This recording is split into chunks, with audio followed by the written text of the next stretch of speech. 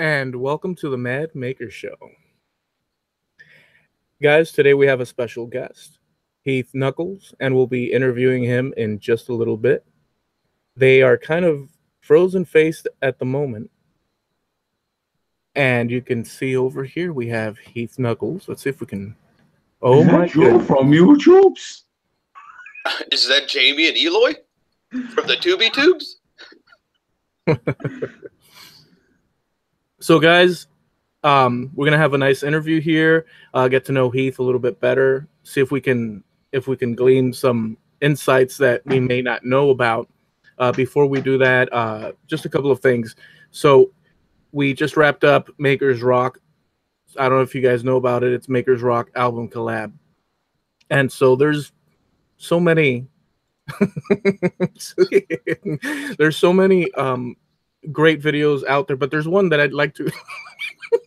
there's so many great ones, and there's one absolutely rubbish one. No, not at all. The thrill of it is so deep, and it will be everlasting in my mind. Because Jamie Page just came on before that. So Heath was getting his technology working there to get on. He had some troubles. He'll tell us about that. I don't know, or was it troubles? I don't know. But Jamie Page and I were there waiting for Heath, and Jamie Page's face was just a solid, "Hey, mate. Hey, hey, JP, did you see my video?" No, let me go see it while we're waiting for Heath. I just had a blast. So I just want to please see the video. Jamie Page, JP Woodwork. Or not. Skip it. Go and see someone that knows what they're doing. Make it so. So there's a lot of cool. So check out all the videos. There's going to be a playlist and all that. And there's some people that are still finishing up, wrapping up theirs. But it's been a very exciting thing. Mine was. Let me see if I just show you real quick here. Mine is this one, which is. Let me see if it'll. If the video, yeah, there. It's Queen's Right. So we've been doing that, and it's been a bunch of fun. Mad Maker Show, what this is for the folks coming in that have never seen this before in their lives, and they're just scrolling through YouTube and figured, oh, well, let's see what this is all about. We interview people that are makers. There's a huge maker community on the internet, massive, of people from all across the world, right? That create things from nothing, from materials, just in every genre that you could imagine, from woodworking to, like resin today, with all sorts of tools, electronics as well. Just a massive group of people that have sprung up, that mixture of people that would make prior to the internet videoing thing that we got going on.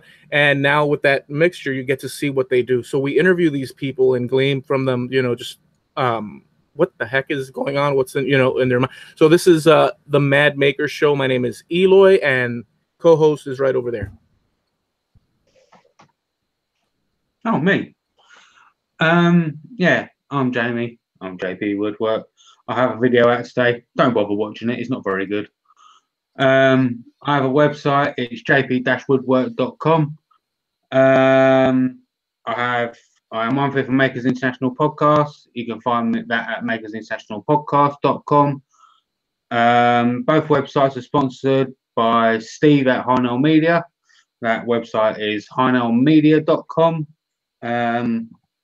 As always, I'm drinking out of my Mancrafting mug, wearing my cacao t-shirt, and that is it.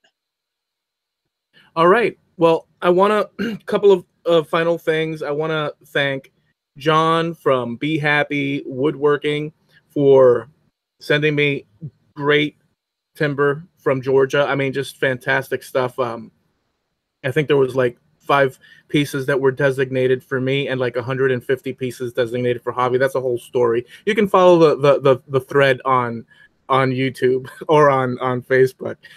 Thank you, John, for that. And I'd also like to throw a shout out to Brian McKnight. Thank you for your support, dude. Well, Heath, welcome, dude. Thank you, Eloy. Appreciate that, and thank you for having me on. I thought that was Bobby Duke. No. My name's Heath. Oh, right. So I better remember that. So Heath, when are you doing your next your next Maui hook, Heath? I'll kick that out this Friday. I think so. Nice.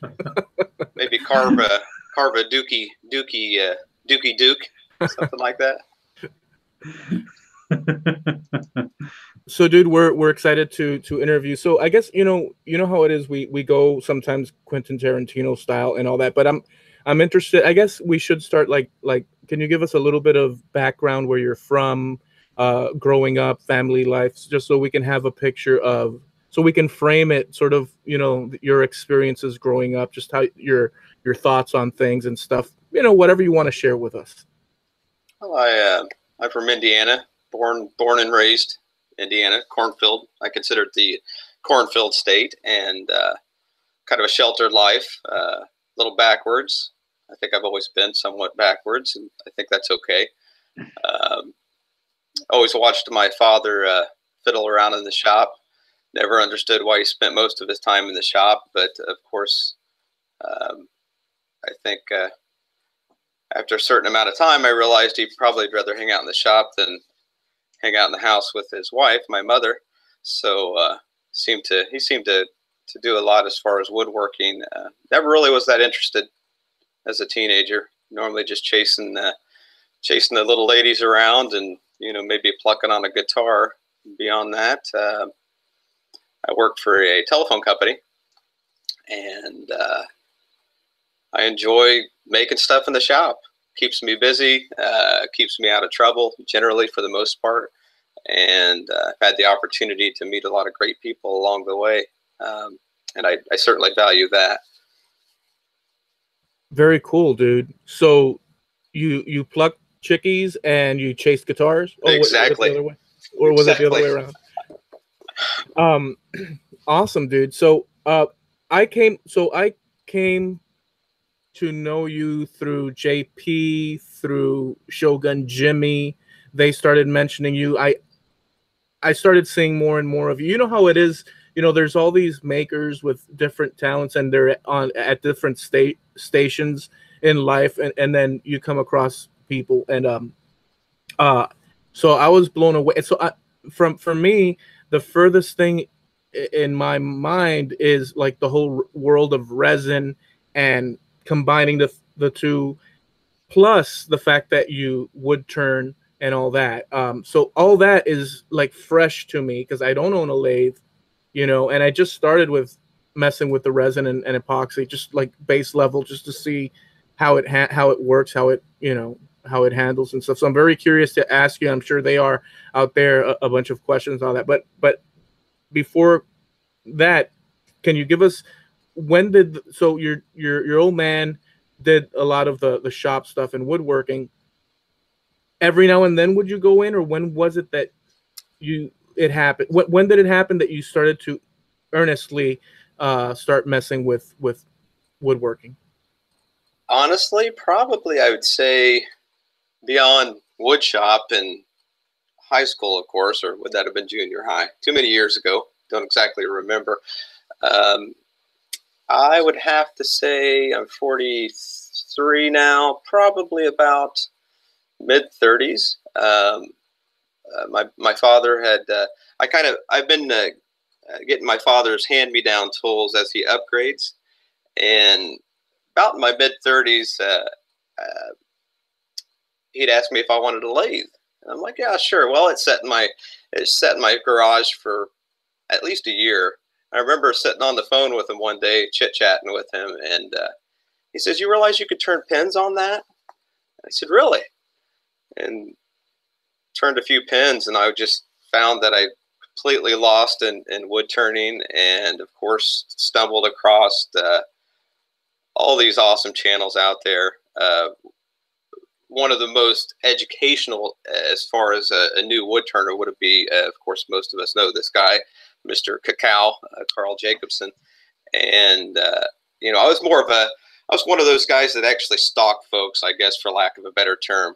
I really didn't want to get involved. I didn't really leave any comments. I just watched YouTube videos. I don't even know. I think there was a point where you could actually watch YouTube videos without having to be logged in, or, you know, I think years ago. And just picked up wood turning, and from there, you know how it works. You get involved. As next thing you know, you want to get a new tool, you want to try new things, and that's kind of where I'm at now. So the turning thing, when your old man said, "Hey, you know, you could do pens with this and that," and it sort of, you know, you started to dabble and say, "Oh, well," and that excited you, and then you came across these channels. I'm kind of paraphrasing everything you just said, but in that process, when you started seeing Carl Jacobson and others on there, you said to yourself at some point, you probably said, "Hey, well, you know, I'm going to start a channel." You know, how did that? Did you have the channel before, or did it start from there? Or years later? It started probably about a year. I would say maybe about a year after I started wood turning, and then realized that I was interested in combining. I love natural wood. Really love any kind of burls. I don't care what kind of burl it is. Wood in general is beautiful, but I really enjoy working with burls and such. But I like to kind of incorporate, you know, different colors in wood. And to me, you know, with those extra little pops and beauty, it just to me it's somewhat magical in my opinion. And I just I don't know, you know, I can't stop thinking about it. It's like being, you know, a teenager and, you know, going out on your first date and thinking, you know, your palms of your hands are sweaty and clammy, and, you know, it's kind of living that again, but in my, you know, close to my mid 40s instead of being, you know, 15 or 16 years of age. It's exciting to me, and with what we have as far as the internet today, there's so much information available out there. So many people to talk to. If you have questions, you can ask. That we're amongst a huge group of people that are willing to help, and instead of having to go to a library, which I was never really interested in personally, I'm more of a picture guy. I'd much rather flip through a book, look at the pictures. You know, if I have to read an instruction manual, toss that to the side and just kind of start slapping stuff together. Normally, we just did a closet insert, and Noelle had told me, she said, "I think you put this together backwards." Well, I'd already slapped the thing together, so it was a little too late. So we had to have two sides of the closet, and so we had to install the second half wrong or incorrectly because I screwed up the first half because I never read the directions. But That's back awesome. to just, you know, the whole just looking at pictures and stuff like that. But with this huge group of people and all these people to inspire you with the work that they're doing, it's just it's a magical community. It's a great thing to be part of. How did you come into the sort of testing out and originally? Because right now at the moment, you know, well, obviously the theme is there of the resin and hybrids and all the pieces that you can, you know, vases and all sorts of, the lamp that you just did. But how did you say, oh, well, I'm going to try a little bit of the epoxy resin and mix it with, how did that all come about? Can you take us through that? I can. There's actually a gentleman, and I've been asked the same question before. He is out of Vermont. I have not found anything on social media, you know, Facebook, Instagram, YouTube. His name's Robert. I'm probably going to pronounce the last name wrong. Chaitlin, Chatelain. And, you know, when you get into woodworking, I don't care if it's, you know, scroll saw, bandsaw boxes to wood turning. You go to Google, you punch in that keyword, and you look at all the images. Again, picture guy. Look at all the images, and of course, I see these urns, these hollow forms, and it's where he's incorporated epoxy, gold leaf. I would hope to be at his level of wood turning someday. I love the man's work. Again, I know he has a website out there. I have stumbled across that. And that led me to certain keywords. Of course, resin, hybrid. Start looking up these other things, which then led me to gentlemen like Brendan Stemp, George Watkins, David Bell, Zach Higgins. And I'm probably leaving someone out here. No, that'd be about it. George Watkins, Zach Higgins, Brendan Stemp, and David Bell. I spoke to David Bell. He doesn't, I think he has a YouTube channel. George Watkins has a little bit on his channel. Brendan Stemp, of course, has an active YouTube channel. And, of course, Zach Higgins. And started seeing some of the things that they were doing. Still not sure what type of resin to work with. That was the hardest part, is to figure out what type of resin to start playing around with.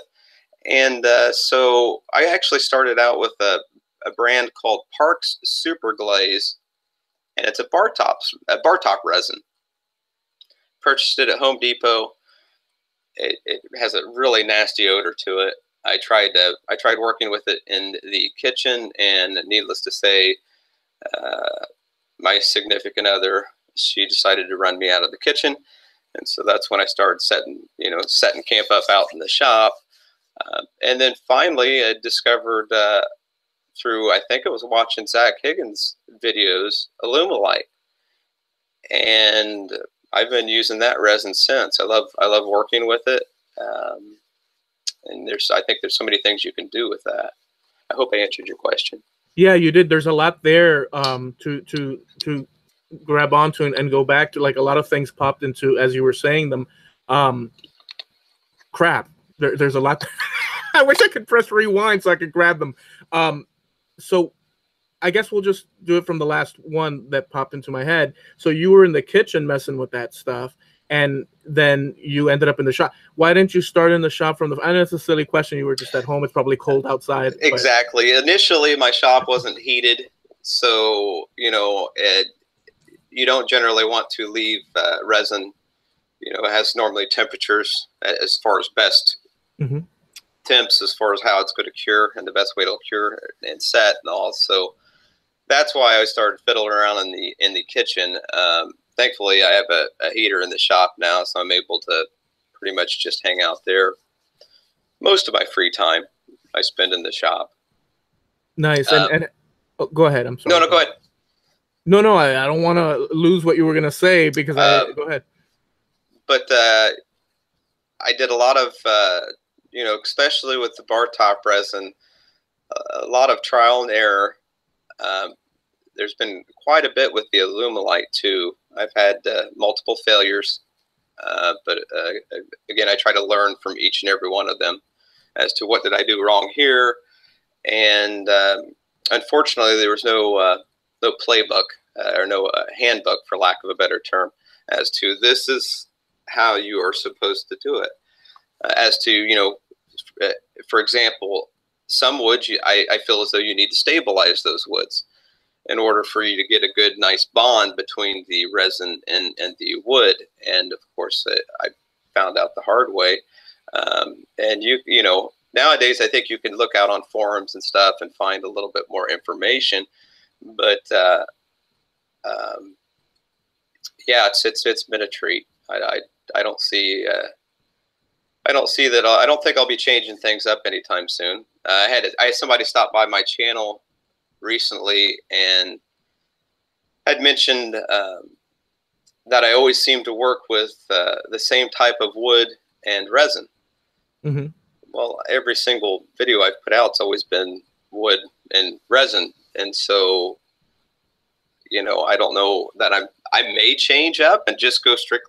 Someday I may just do it. I may turn a bowl. Just a burl bowl, and no resin. But I like working with the two mediums. I enjoy. I think it's very exciting. Well, so look, like I said before, it was so far, and it still is so far away from what I do, that that it's like it doesn't cross my mind. I went to Home Depot because I saw. Listen, I'll tell you. I saw Highland boxes, which I mentioned a few times. Yeah, Pam Harris. Boy, there's Alex Cross as well, which you know him. Yes, absolutely. Make My Day TV, I think. Yeah, Make My Day TV, Michael Zerker. My goodness, dude. So here's the thing about all this that you guys are doing, and frankly, even Bobby Duke, which you are confused, which people confuse, and he uses it in his own way. So, but it's exciting the two different materials coming together and doing spectacular things with it. So I went to the Home Depot, bought that bar top stuff to start to play, and then I went to play with it, and then I went to Michael's and I bought, you know, those chocolate like, molds. Yeah, like those rubber whatever, or silicone chocolate molds or candy molds. Yeah, and I started messing. Well, I did a ring, and it was so I did a ring. It was a test. I did a few tests, and I put the ring up, and people were like, "Oh, great!" Oh, that's awesome. Listen, I was like, "Oh, well, that's awesome." You know, but it's like you know, it's cool. It's like turquoise and all that stuff, and it's nice, and it's got a little. I tried to bend it, so there's a lot to it. It's exciting. You go big. Your materials are like, you know, huge, you know, jugs of the stuff. You take burls, you go high end, you go full force, full throttle, like bam. So my question is, how about that for a statement, huh? So my question is, what will you do? Before you do, I must have, you actually forgot someone in that list. You forgot all the resin work Mr. Mancrafting is doing at the moment. Yes, Mr. Chad. That is true. Mancrafting, actually, when I saw these people doing that, and then I saw Mancrafting bust out with a pressure cooker thing, and his Unabomber thing. He busted out with the pressure cooker thing, and he did a great, beautiful video with effects in it, and he showed how to set it up so that you could do your, you know, your blanks and this and that. And I was like, Chad, screw it. I'm going to go and buy that bar top stuff that I looked at that I never really want to bother with. I'm going to go ahead and try it. And it's super cool to mix, you know, the two mediums. But long story short. And of course, you can't talk about resin without mentioning Peter Brown. Yes. Oh, that's true.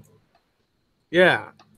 Well, he does crazy stuff. He submerges everything. I mean, just great stuff because it's fun, you know. But long story short, you do big.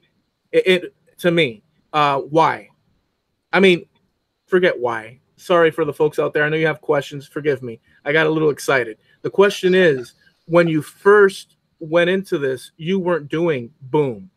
You were working your way up to it. What was in your mind? When did you decide, screw it, I'm going to do, you know, a spherical thing? I mean, you did vases and different pots where you put wood in and mix it with it. Just, you started out small. When did you decide to go boom massive with your, you know, with your projects? I'm still kind of working on that, actually. The problem you run into is you can really only mix a certain amount of resin before you're going to start having issues. I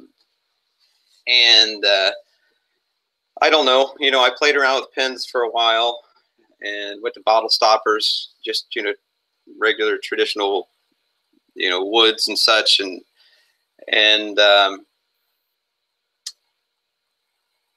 honestly, it's hard to say. I think first time I got my hands on a piece of burl, as most of us would probably agree, that's some serious wood porn. I meant, you know, a nice chunk of burl, and again, I don't care what kind of burl it is. It's just the beauty, and it's almost, there's almost like its own little world in there. You know, if you can just sit there and stare at a piece of burl, in my opinion, and just get lost inside the piece. And that's what I had somebody leave a comment. Well, how do you get that effect on the wood? Those little pins. How do you get that effect on the wood?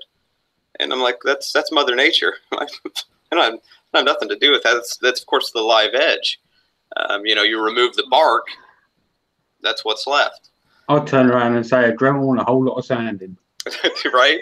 I'm guessing you could probably CNC get a similar effect, but yeah, that's all just live edge. That's a brilliant idea with the CNC thing. Yeah, that would be interesting. You know, Go on if you have another part to that. So my goal, my actual goal, back to the gentleman I mentioned, Robert, where these beautiful urns, is to be able to create my own urn, and then of course my significant other, my partner, have her, kind of like a combo urn or whatnot. And Yeah. I haven't got to that point yet. I am working on it. I think I need to purchase some nice hollowing tools, but of course, my buddy Mike Zerker would tell me I could probably whip those up in my shop without having to spend the money on hollowing tools. That's what I'd like to do, make some larger pieces, and I've just kind of been piddling around, Yeah. But so on your channel, you start off with like buku awesome stuff, and you know what? Wait, I don't want to be rude to the people out there. There are questions. Let's allow for questions, and then we'll continue with asking, or I'll continue with my questions that I want to ask. I don't know why you guys have to ask questions. Go ahead, JP. All right, we'll do a quick roll call first. All right. Out in the chat, we've got OJ Woodworking Craft, John from Be Happy Woodworking and Honeybees, Mr. Shogun Jimmy, Doc Hildebrand, DJ from Sokomo Woodwork, Matt Huss from Awesome Wood Things, your good buddy Michael Zercher, Tom Spillane, Liberty Woodworking, Man Crafting, Steve from Harnealmedia, Media. Who else we got? I know DJ was out there. I've just said that. Let's keep going. Make It Sophie's out there. Mark Lindsay, CNC, Speedy's Woodshop, Jake Thompson. Well, actually, that comes to a question I've got later on. Mitch Dietrich. Who else is out there? Dave Stokowski. I apologise if I pronounced your name wrong. The Patricks is out there. Anyway, let's get to some questions. First question comes from Shogun Jimmy. Does Heath have two bird, and can he show them to us? Have two? What was that? Does Heath have two birds, and can he show them to us? Two birds. No, I've always wanted to. Always been a fan of parakeets, but they're so damn expensive. I don't think it's possible. Yeah, I heard you like a cockatoo. I've got an idea. Epoxy. Epoxy? Continue. A question from Be Happy Woodworking and Honeybees. What was the largest casting you have done to date? I would have to say that's probably the collaboration with Carl Jacobson. That was the big blue sphere, wasn't it? Yes, I think that was maybe 1,400 grams as far as the pour. But yeah, that's probably the largest. There's another one, but I think it was the collab I done with Carl. Okay. Next one comes from Tom Spillane. He says, "Can you use kiln drying wood without conditioning for turning?" That depends. I've found success with some woods that are good and dry, as close to 0% as you can get as far as moisture content. But it seems like these softer woods, for whatever reason, you'll find the marriage between the resin and the wood, you get these tiny little bubbles, which just drive me nuts. If you're gonna make a piece, and of course with as fancy as cameras are today, you know, you can zoom in and see every little detail.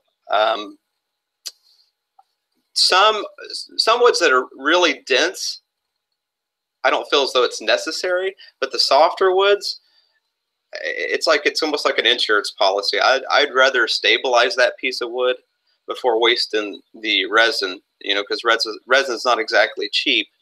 So, you know, you try to nail it. You try to nail it the first time. Yeah. Okay. A question from Sophie from Make It Soph. She said, "What is Heath's favorite project he has done? Noah's Dino egg is one of my favorites that he's done. Absolutely beautiful." It's a good question. I've been turning nothing but spheres lately, and I enjoyed turning a sphere. I hadn't, until I'd released that video, I hadn't turned a sphere before. So I'm like, let me give this a shot. And I'm kind of working toward expanding that a little bit as far as different techniques that you could, you know, you could do with basically turning a ball. But I enjoy the hollow forms. Noah's egg, to me, that's probably one of my most favorite projects. And I think the reason why, I remember releasing that video, which hadn't been that long ago. And of course, it was on my birthday. I released the video on my birthday.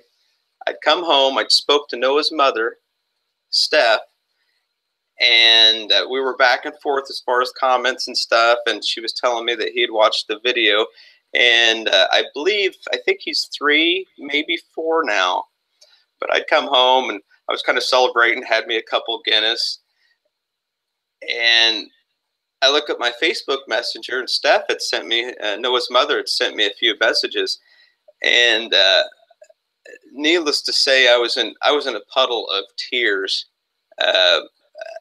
Noelle was out in the shop with me. We were sitting there talking, and I just needed a big hug. I mean, it just, it was kind of emotional, I guess. And it felt good. It did. I get it. The fancy thing is I've been talking to his mother since, and she had sent my son and Noelle and I a care package with these really awesome chocolates. I don't remember the name of them, but I think they're from Sweden. And no, France maybe. Either way, they're shipped from the UK. Delicious chocolates. She had a pillow made for my son that has his name etched on it. Sent some Barney and Baby Bob dinosaurs. I get the chance to meet Noah at Makers Central. So she's from Beverly, UK. So her and her husband, Nick, and Noah and his brother and sister will be traveling to Birmingham. I get to sit down and have a cup of tea, which I'm a coffee guy. So, I mean, I love tea too, but apparently I'm going to have my first cup of tea in the UK with my little buddy, Noah. That's brilliant. So to answer Sophie's question, I would have to say my most favorite project would definitely be the Dino egg. Yeah, that kind of, when I watched that video, it kind of hit me in the feels because my nephew suffers with, I won't say severe autism, but he is autistic as well. So yeah, that kind of hit you right in the heart. Yeah. You know. Okay, we've got a question from DJ at Sokomo Woodwork. It says, Heath, do you have your home recipe for resin, or do you follow directions? I did read the directions this time. I know that it suggested, you know, I think it's 35 PSI.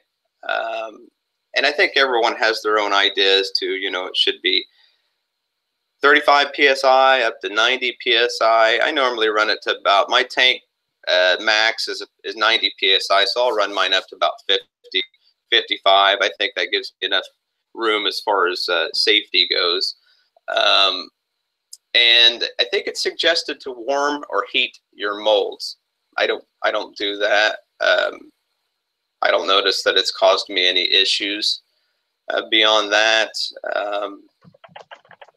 I do allow it to sit in the pressure pot long enough to cure, of course, before it comes out. And sometimes it seems, you know, like with the smaller blanks, it takes a longer time to cure. Of course, it's not creating as much heat either. So, you know, normally when you pull that blank out, you could touch the top surface. If it's tacky, it's definitely not ready. You're not ready to perform the demold. You may. I have had one blank snap in half trying to demold, you know, quicker than what I should have. So I try to avoid that. Okay. Right, we've got a question here from Michael Zercher, and this sounds quite interesting actually. I've got to ask you about DJ Nux.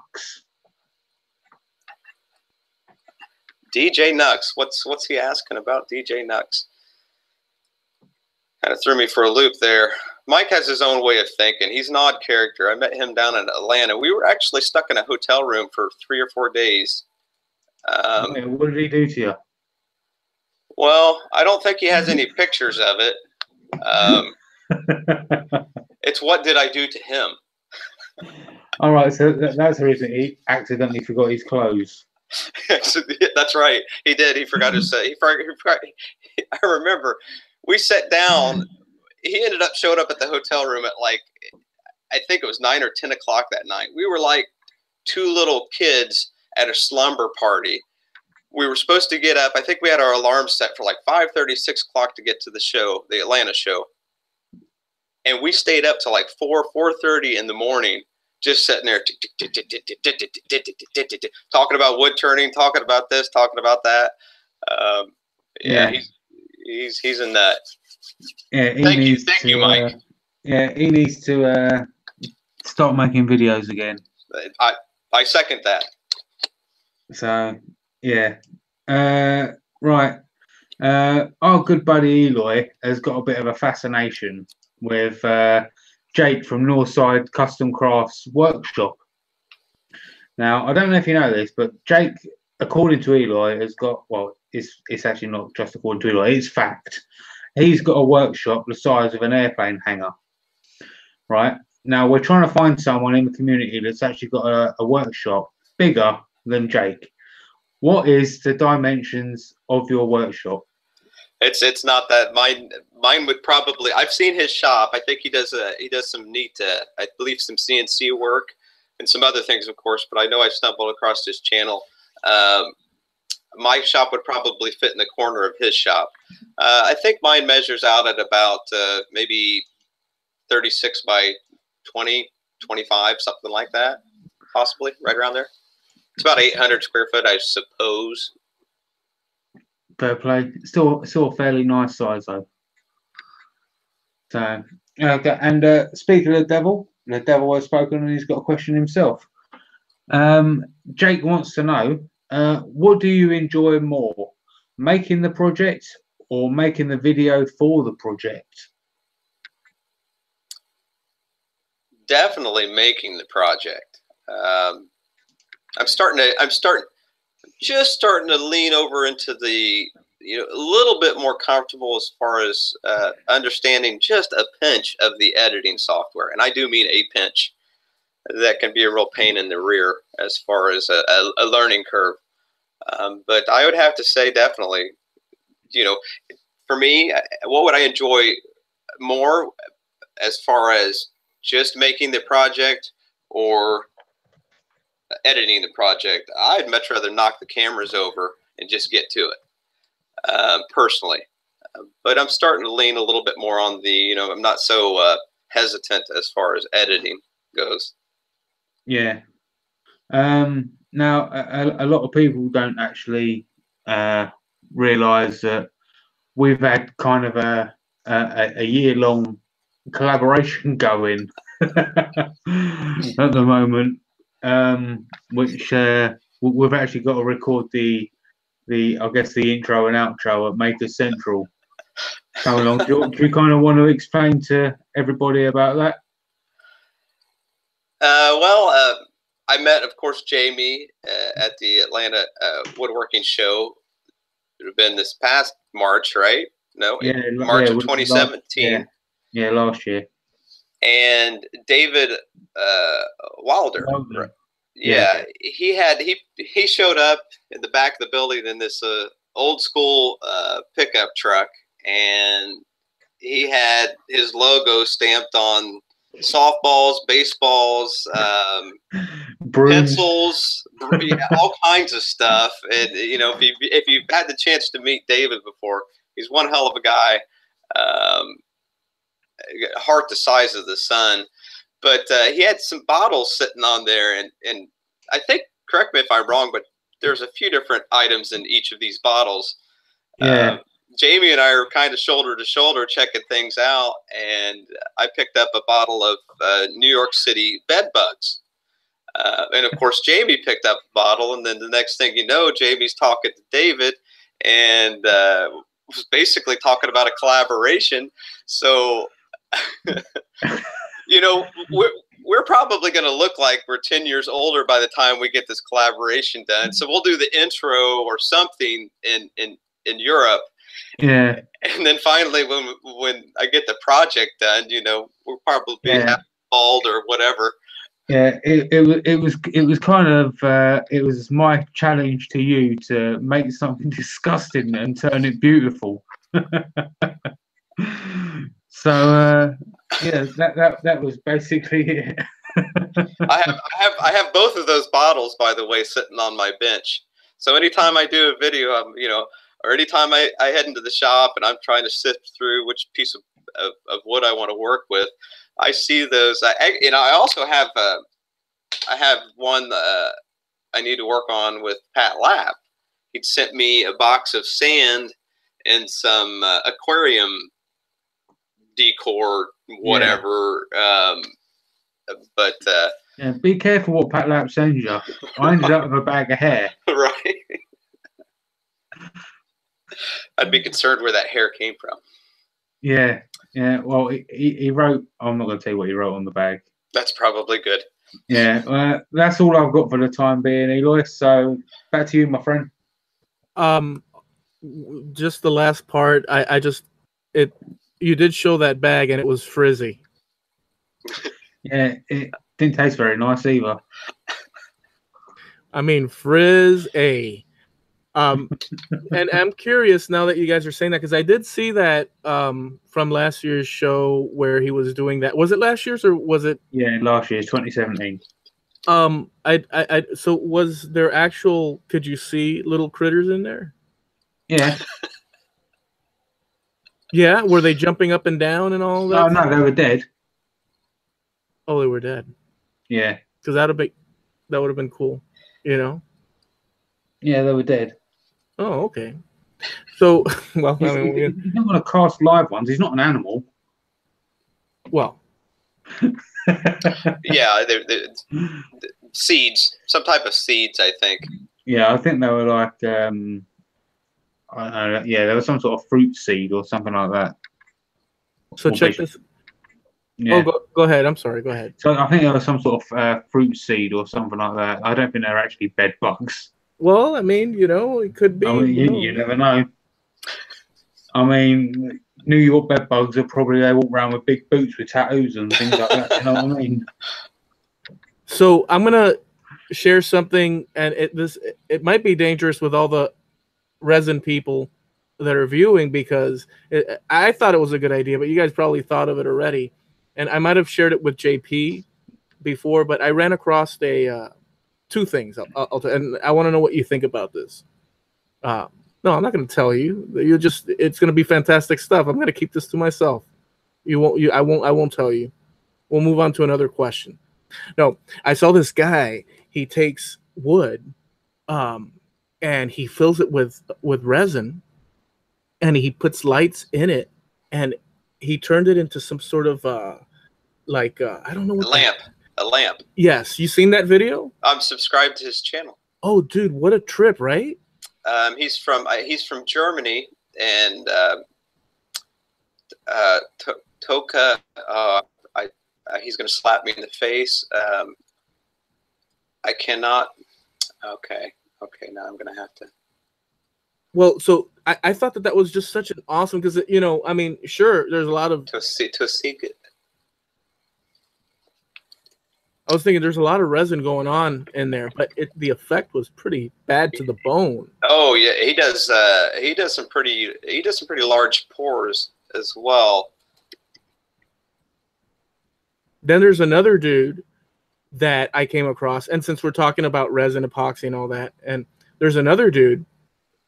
I was talking to Mark Lindsay about this one night. He was doing a lot of resin searching, because we all go through phases of, oh, this is cool stuff, and we embark on that journey. A guy takes a slab of not a slab. He takes plywood, and did you just drop that into the inside chat, Heath? Yes. Oh, so I'll copy it and paste it. That's his link. Or JP can copy it and paste it. I don't know. His channel name is Tosa Lignia, and I'm probably not going to pronounce that. I think he's from Germany. Right. So that was bad to the bone. But now he does some awesome work. Yeah, dude, totally. I was like, so there's this other dude that works with his daughter, or I don't know what. It's a duo, and they take plywood. They'll make countertops, and they'll use epoxy. So he'll take a sheet of plywood. Check this out, dude. And I've seen Anna B doing that stuff on Instagram as well. I don't know if you guys know Anna from Instagram. She's out there. But so he takes a piece of plywood, and he'll like paint the first layer as a primer, and then he'll start with the epoxy. He'll pour the epoxy, and then he'll take a brush. He'll take a spray can, hit it with spray like enamel paint, dude, and he'll dab it into it, and that's the first layer. And then he'll keep going, doing that process, and then swirling it. By the end of the day, it looks like marble. And then he'll coat it with the final coat. Have you seen that? No, I haven't seen that yet. Whoa, you send me a link to it. Yeah, I'll find it and I'll send you a link. Dude, it's like, I want to try that, but you have to use a lot of freaking epoxy to do that, you know, which goes back to the fact that you work with larger scale, you know, stuff. Like, you use a lot of material, right? You go through a lot of resin, yeah? I do. I started out with the little small containers, and then I moved up to the 16-pound containers. There's actually a larger container. I haven't graduated to that just yet. But as far as for cost savings and, you know, keeping the numbers down in the shop for, you know, spending X amount of dollars for material, that's definitely the next step as far as ordering the larger. I don't know if it's 5 gallons of resin, maybe. What's up with that dude that does those awesome blanks? I think I've seen you use them. The lizard blank. The molds? Yeah. Molds. Yeah, Jared. Awesome freaking dude. That's a trip and a half. I mean, that you just, you know, what is it? Butterfly. Yeah, wing nuts to cap the ends. And there's no leakage? No, minimal leakage. I found that those types of molds work great.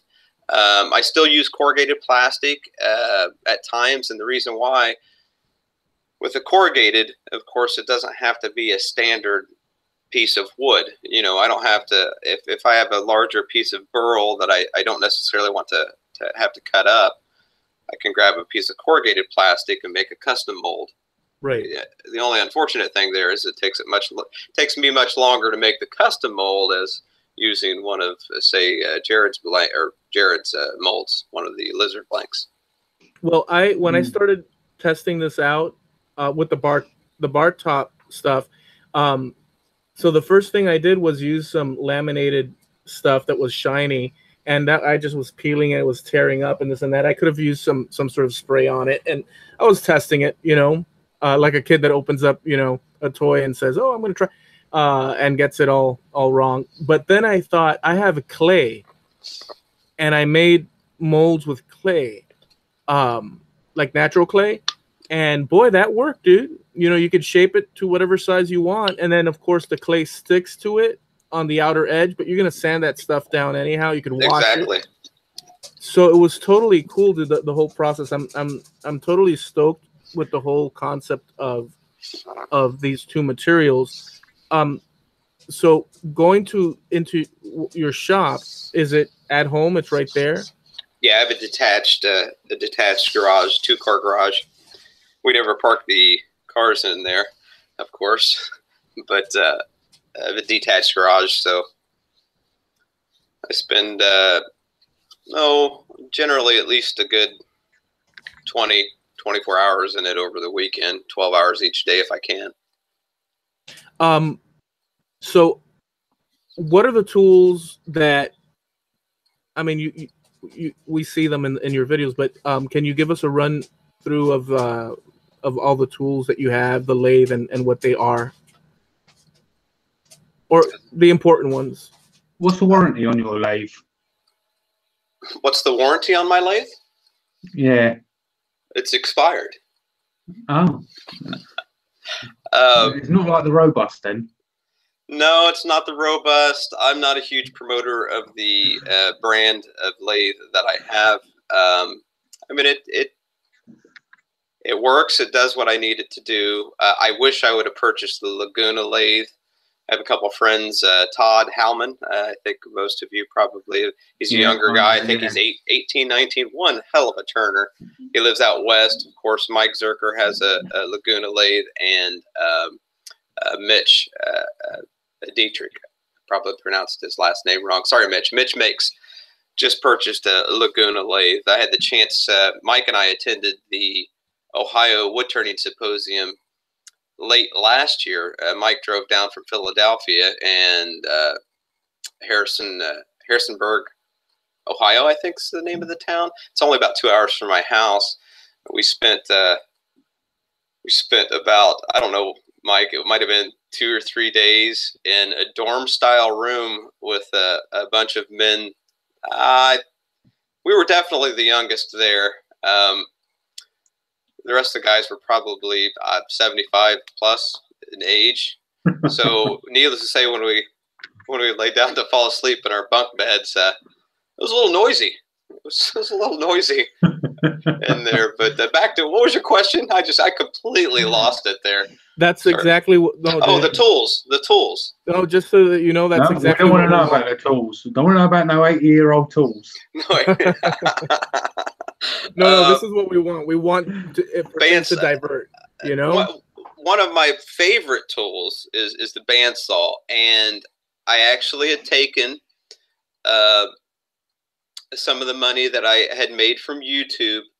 Actually, most of it that I made from YouTube, I bought a Laguna 14-inch bandsaw, and that's probably next to the lathe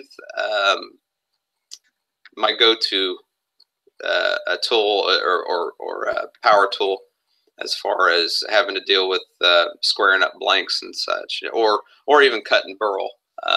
Obviously burl doesn't show up at the house, you know, plumb and square. So yeah, what kind of abrasive paste do you use? Say again.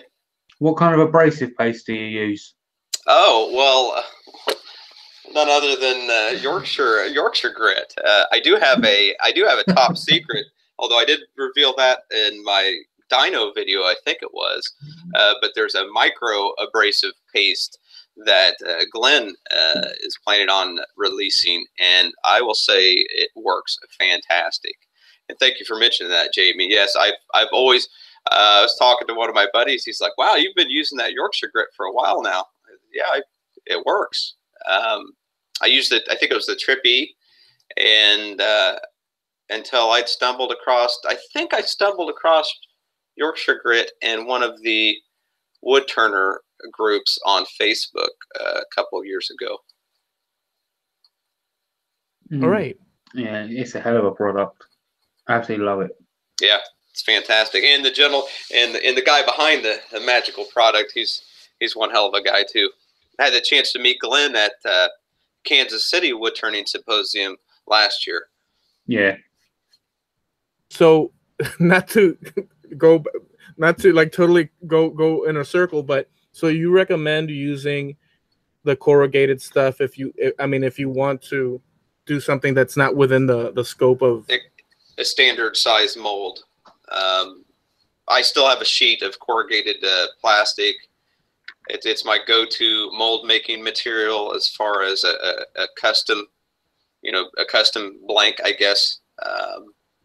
And of course, Jared, I think he had sent me about 4 or 5 blanks, and I've gotten some use out of those as well. Those are nice because it's a standard size.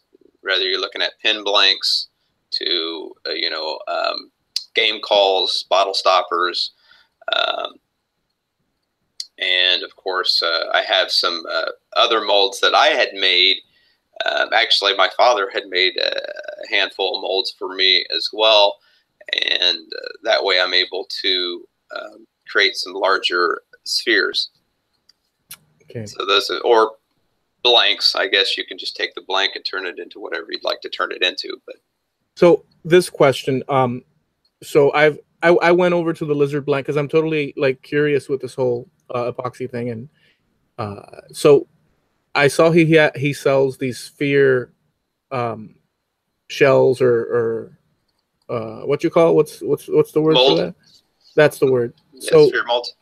So, but you pour that in, and how about the bubbles and all that jazz? I mean, because that's like a plastic, like a soft silicone, right? Yeah. If are the molds actually round? Yes, I saw that on the website. I was like Okay. blown away. Okay. Yeah, those are probably silicone. I mean, it'd still have to be in a pressure pot, unless you're using like Alumilite white, which Alumilite white's some really cool resin to play around with too. I mean, it cures. The open time's like maybe 90 seconds. So you've got to mix it quick, add whatever dyes or colorants you'd like to add to it and get with it. But I know some people place that in the pressure pot. I think most of the time, if you're going to place Alumilite white in a pressure pot, by the time you're tightening that lid down, it's already started to set. So, but can you go with that much volume of a pour using?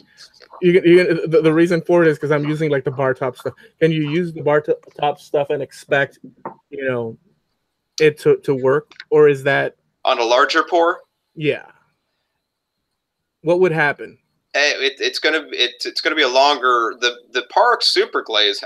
I think it had almost like a 24-hour open time, or at least it would maybe not 24-hour open time, but it would take at least minimum 24 hours to cure, and at times would still be tacky. The top surface would still be tacky.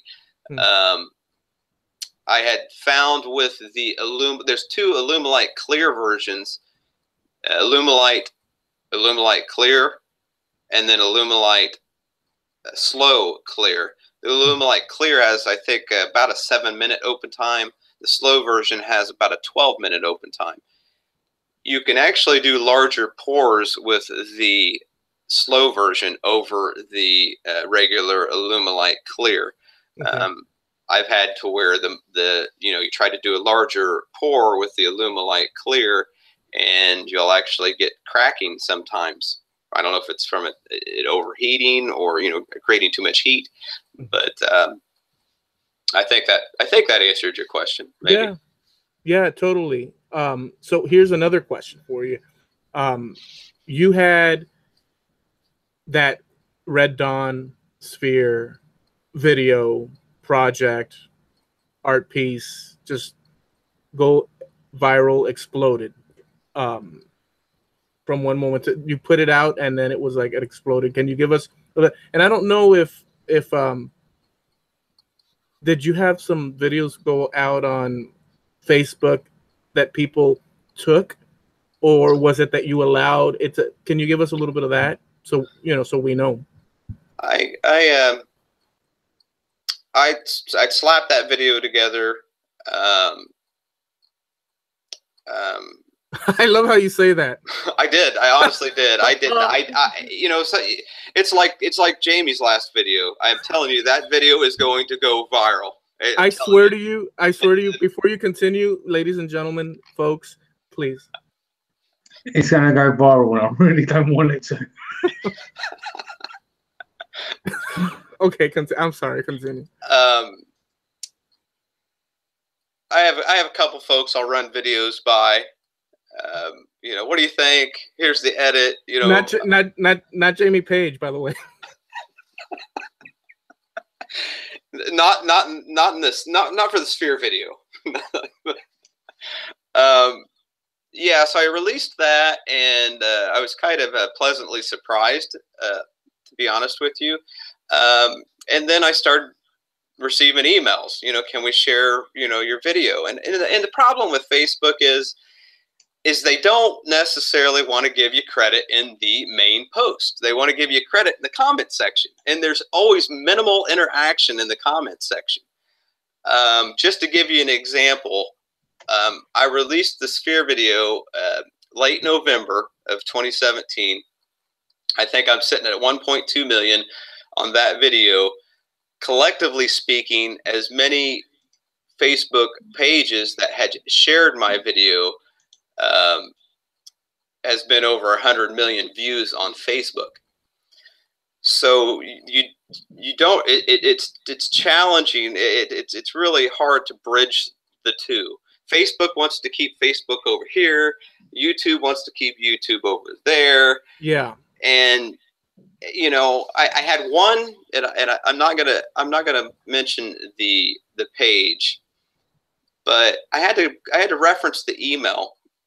And in talking to some other makers, I realized, you know, you have to kind of stipulate this and that, put this link here, and then if they don't necessarily like that, well, then you can either decline or, okay, fine. Well, this one page is I read the email and I'm like, wait, no, they didn't follow my directions. So I typed up an email, and the next thing you know, in the response, basically it was, well, we can't change anything. And we all know, I think, at about any Facebook post, you can either delete it or you can edit. Delete it, or you right. can edit it. Well, the response was, well, we can't do anything now, but we're willing to offer you $250 because your video had done so well. That's a scummy thing, you know. You know what I mean? Yeah. Like, yeah. And what did I do? I took the money. But there is people making money on the Facebook side of the house, and they're fishing videos. One of the things I don't care for is if you want to share the video, I'm not a big fan of folks sharing it on YouTube. That's our platform. I have a channel. If you want to watch my videos, you come to my channel and you can watch those videos. So I've had to file quite a few copyright forms for, mainly it's been for YouTube, and I have to thank Chad and Mike, Mancrafting, and Mike Zerker, as far as they'd given me a heads up, and quite a few other folks had tagged me on posts as well, as far as Facebook letting me know, hey, they didn't give you credit on this, you know. Richard was another guy, Makers International podcast. Yeah. That could be a little frustrating. Well, yeah, dude. I mean, it's like, hang on, you mean hashtag Seaside Rick? Hashtag Seaside Rick, yes. Yeah, corrected. It could be very frustrating. I mean, for goodness sakes, you know, if I remember, some actor or something picked up on it. Am I wrong? If I recall right, and they posted it to their site, and then people were like, "Oh wow," and it branched. Charlie Sheen. Yeah, how trippy was that? Charlie Sheen, and then I caught 50 Cent. Oh wow. Yeah, the wife actually pointed out that she's like, "Oh, your video showed up on Charlie Sheen's page." I was like, "Really?" So that's kind of interesting. Somebody, I think it was Chad, said something about making tiger's blood blank or something like that. I think he mentioned something about that. Oh my goodness. I'll Well, tell you, that'd be pretty cool if you could stabilize that with like a black and an orange. Yeah. well, I'll tell you. So you have a recently opened website, and you put up your pieces there. And I'll tell you, dude, what you do, and the way you do it, and the way you film. So you were talking earlier about, the video, and editing. I slap it together and prior. But you're very concerned with how you do. I mean, the videos are well done. Like very nice, Thank the you. music, everything, and it's very artistic. You have your pieces. I don't know if all of them, or how does that work? Because you put them up, and as soon as you put them up, they go. They go. Um, can you give us a little bit about you posting your or listing them up on your site, and what your site has, and what, all that, anything that you could. I tried to get, the finished pieces. I try to get those over on the website. I've been kind of dragging my feet on that. I need Steve to kind of slap me around. Harnealmedia needs Steve to kind of smack me around a little bit. But the biggest push, really, to be honest with you, are either the spheres or the eggs. I've sold quite a few spheres outside of the website. I've pulled some from the website that haven't sold, and sold those to other folks. It's been kind of a learning curve. I'm glad to have the maker community to, offer me some advice, because I never, quite honestly, considered ever selling anything. I know my wife had said, stuff's starting to stack up here. You need to decide, gift it, give it away, start selling your stuff, something. And again, Chad seems to always be coming into this story somehow. Chad, I believe it was Chad I believe it was Chad that connected me with Steve to get a website going. And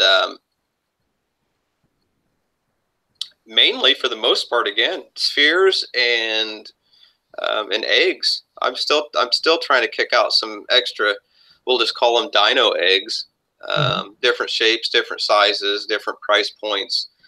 Pricing your work's probably the most challenging thing. I've had folks approach me asking, why are they so expensive? I've had folks that have absolutely no problem paying, the price I tag each piece with. I can answer that.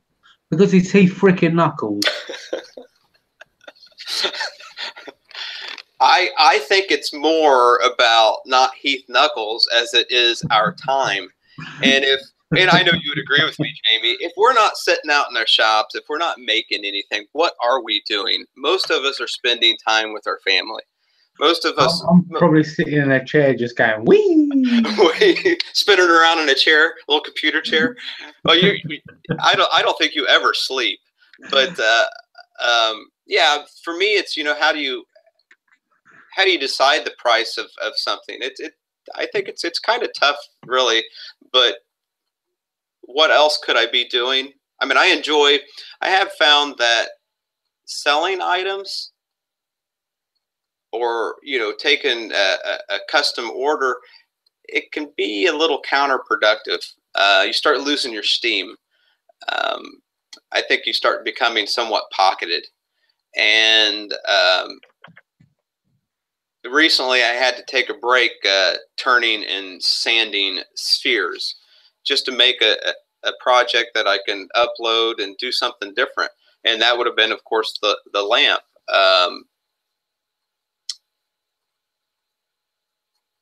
Yeah, I meant, it's been nice to be able to make a little bit of extra to basically pay for materials. And that's what I'm doing right now. I'm paying for materials. I'm able to pick up some additional shop equipment. Right. And that's just to expand on the things that we can make, I love turning. You know, that's where my heart's at. But I have this fantasy in my mind of making, you know, getting into flat work and doing other things. Tell us about that. Like what? Well, my dad's a magical man. He always will be. He's my best friend, and I love the man to death. Never listened to him as a child. Couldn't stand him too much because, you know, he was the disciplinarian, and he'd always put his foot down, and I love him for that. But he spent the night at my house here this past weekend. He comes over. He lives about an hour from my house. So, you know, any chance that we get, he'll normally come over. And he was actually, let me start here. He was a little disappointed when I purchased a bandsaw because it stopped me from driving over to his house with a box of burls and, you know, to be able to use his bandsaw to mill those up. And, that's awesome. And visit. So he's like, you know, he's like, I hate that bandsaw. I hate. He was over to the house this past week, and I hate that bandsaw. He said, you never come over and visit me anymore. I said, yeah, but you can come over here, Dad. You can use my bandsaw. He does all, you know, from making cabinets to, you know, he has a lathe of his own, bread boxes. He just does beautiful work, and you just never have enough time under the sun. I'm trying to take advantage of that because we never know what today or tomorrow will bring. And, you know, my dad and I set a date basically where I said, let's think of a small project that we could put together, something that may take us a day or two, but to kind of walk me through some of his techniques as far as flat work. And I just, I admire my father and would like to follow in his footsteps as far as he's one talented dude. And there's so many out, you know, we put our stuff out on YouTube, but there's tons of people that do not interact socially that are, and I used to be anti-social, you know, Facebook, this, that, and the other. There's a lot of talented people out there that just are stuck, you know, in the middle of four walls, kicking out some brilliant projects and some awesome stuff. And unfortunately, we don't get to see that. We can only see what folks are willing to share on social media. Isn't that crazy? Mr. Go ahead, Jimmy. Mr. Zercher also hates your bandsaw as well. Who said that? Mr. Zercher. Oh, of course. He's the only maker that has actually, well, other than my dad, of course, but has ever been in my shop. Mike actually spent the night at the house, I think.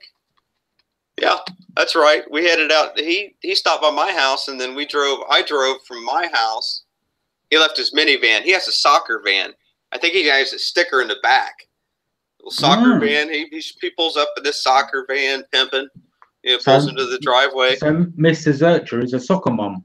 I think so. I think so. Very cool. He does fantastic work, dude. The guy. Yeah, Mike's creative. He's a creative dude. Have you seen OJ's woodworking? His stuff. I don't know if you know him.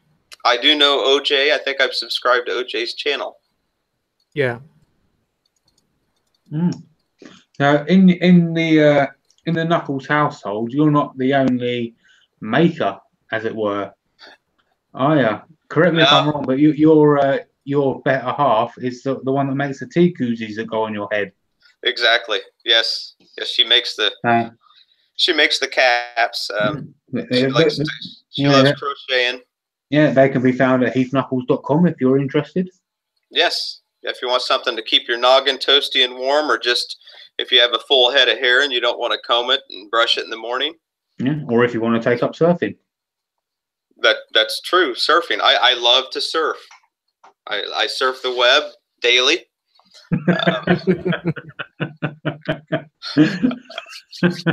Nick's gonna take me surfing. Maker Central this next month. I don't know where. Can we surf somewhere over there? Dude, are you insane? In the water? Dude, in the water. Free. I think they have giant octopuses in their water, and like that's where all their pirates. It's the Loch Ness.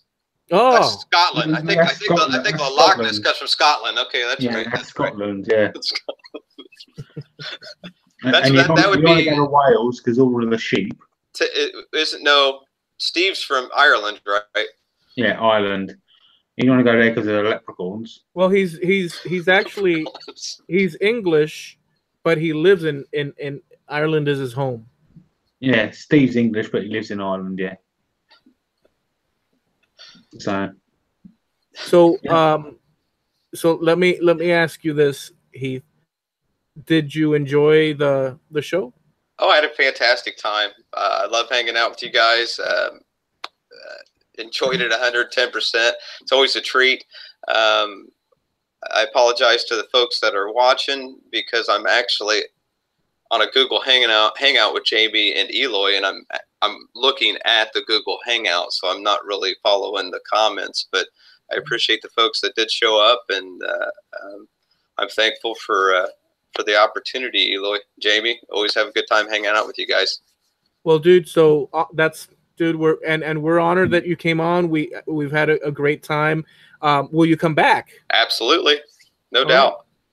Right on, dude. Are any shout outs that you'd like to? We have all your links down there. We did link, JP did link your website.